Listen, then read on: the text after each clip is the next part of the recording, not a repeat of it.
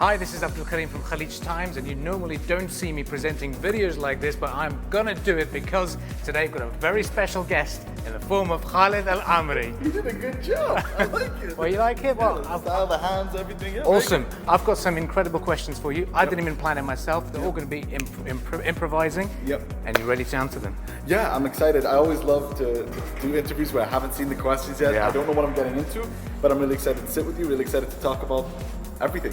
Well, stay tuned and continue watching this interview with Khalid Al Ameri. Let's go. Assalamu alaikum everyone, this is Khalid Al Ameri. You're watching Khaleej Times.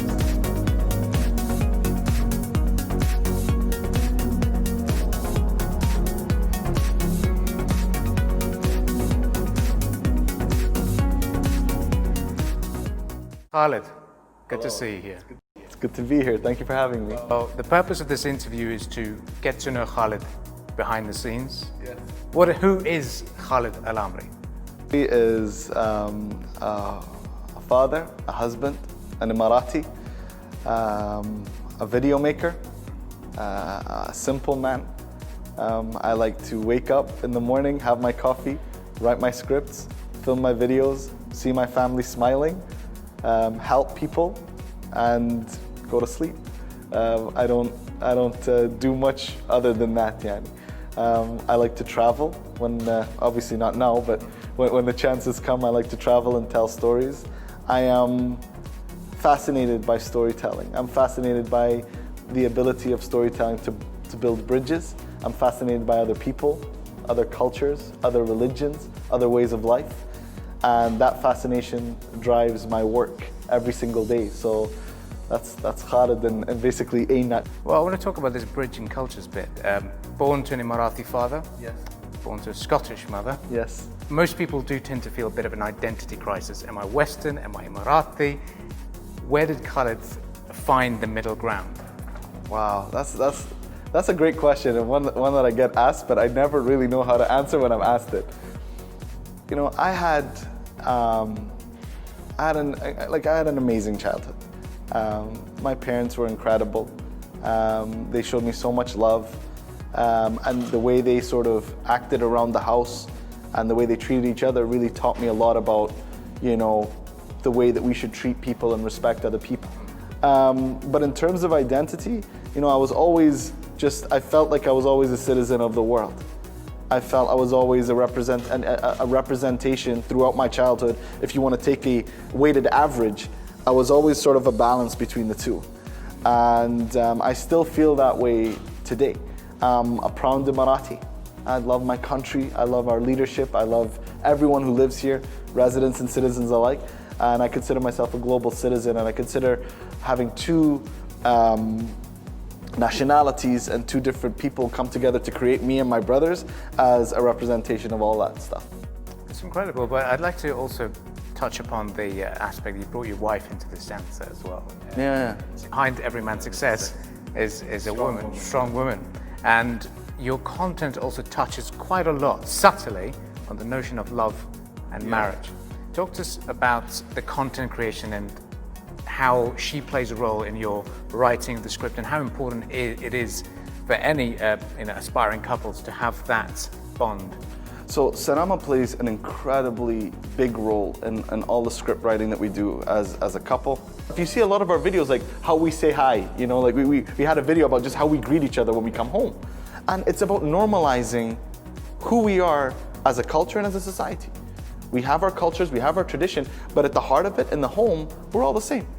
We all want a happy house. We all want to have a loving family. We all want to have a relationship with our partners where it's just filled with love and emotions. We want to see our kids grow up to be, amazing human beings. We want to just be happy. And people think that for some reason that it's a bit more rigid over here. So there's no better way that Sanama and I see to break that barrier than through comedy and humor. And especially when it comes to skits, where they're very much a representation of what a lot of people go through around the world. I've got to ask you these questions, and a lot of people would want to know, because of your multicultural background here as well. You went to Pakistan, and you also went to Kerala. Have you learned some of the languages and some of the things that you love about those parts of the world? So language, not so much. I know the regular kaisa hai, TK, aapka naam kya hai. I'm sorry. When I was in Kerala, I really felt like I was like at an extension of the UAE, like the 8th Emirate. Like I did a video in Kerala where I was dressed like this. It was called An Arab in Kerala. And I swear to you, I couldn't walk 3 steps without someone saying, Sharjah, Fujairah, Abu Dhabi, Maktoum, Sheikh Zayed. Everyone knew, and everyone either had a family member, and I knew that the connection between the Indian community and the UAE was strong, but not like that. Like we're talking about family here. We're talking about bonds that go deeper than just a political or sort of like, country to country. With Pakistan, it was more of a wow. Like, I did not think Pakistan was like this. And I think that's the point of Pakistan's push to get people to visit. Pakistan is a gorgeous country. And you watch the video, I'm hoping some of you watched the video. Those mountains, like, I thought I was in the Swiss Alps. We wanted to do a video about culture. I'm like, yeah, I could do the whole culture thing and show like the history and stuff, but I wanted to show the present because that's an image that people don't have of Pakistan, specifically Islamabad where I was. I wanted to show the malls because people don't think there are malls there.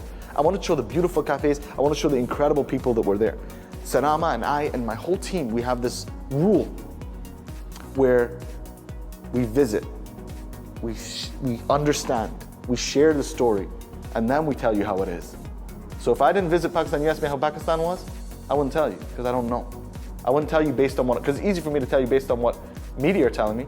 That's another thing for me to get on the ground. And when I got on the ground, it was probably, Islamabad was the complete opposite of what I've been told throughout my entire life of that region.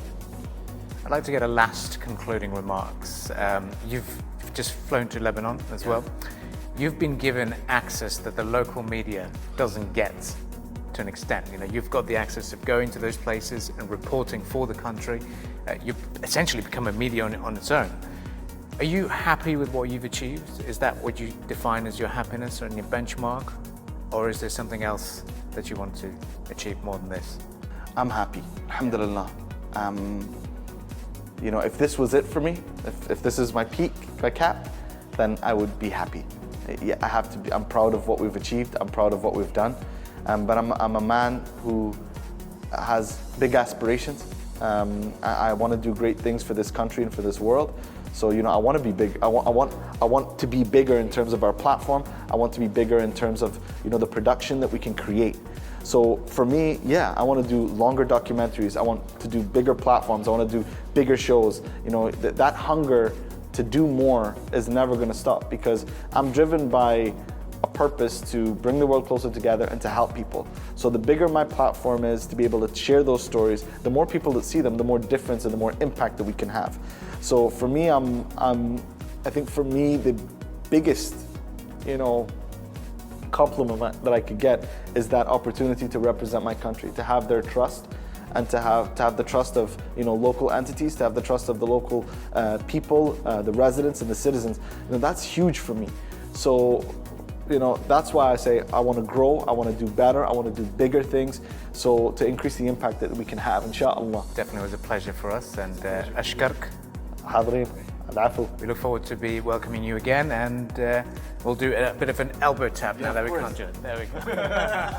I want to thank the Galadari family and Khaleej Times for having me over at their awesome office. It's been incredible to sit down, to understand them more, to have this interview. I hope you all enjoy it. I want to give much respect to Khaleej Times for their incredible work in the digital media space. It's been fun watching you guys. Hope we can work together very soon. Much love and God bless.